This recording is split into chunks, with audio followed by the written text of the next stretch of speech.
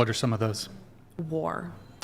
What if I told you that if there was a study, for example, and there is, that they did an analysis of female monarchs, female queens. Okay. And they actually found that the female queens, in hold on, when? you got to let me finish. 1600s? I don't recall the specific date range, but monarchs, right? So they found that female queens were much more likely to wage war than kings. So this would seem to indicate there's perhaps a greater propensity for violence actually in women. Well, one story I know of is one of the queens of France created a war against, I think it was Spain or Italy or something, because her husband created unfair decisions between those two. I think it was like the queen of something Medici or something like that. I forget her full name. I can't speak Italian or whatever. The Medicis? Yeah. So I know one queen did wage war before her husband because her husband died in war. Mm-hmm. And she wanted to restore peace.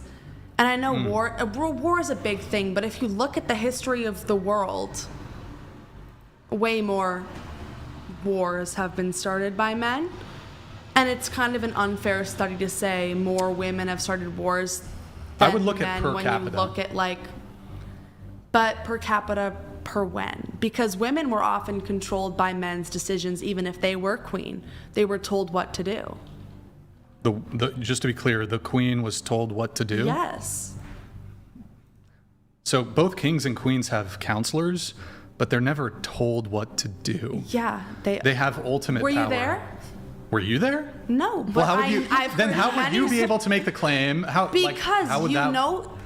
It's just clear that the women who are in power were not actually in power because of stories they've told, stories we've heard of different men telling them, by the way, you should do this, because just because you're queen doesn't mean you have political knowledge passed down from you from generations. Multiple queens were sold to kings to just be there. Wait, hold on. So just to be clear, okay.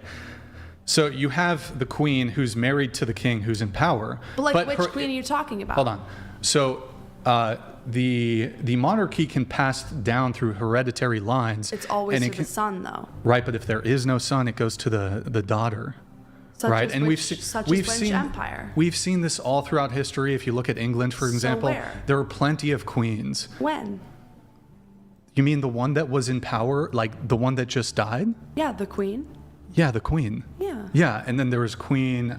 I'm not an expert in the monarchies of England and Britain, but I believe was it Queen Victoria? Queen Elizabeth. So the Queen of England. Yeah, the Queen of England. So there's been plenty of queens who, it wasn't just thrust upon them through marriage. They became the queen through hereditary lines. But a majority of queens come through marriage lines because even if you're the eldest daughter, the castle, the royalty line goes to the oldest son. But if there is no eldest son or the son dies, then yes. Well, then they kept trying for a son as much as they could. Yeah, sure. Sometimes. But they would teach the queen, you have to start a war. You have to do these things that a man would do. The count? Who?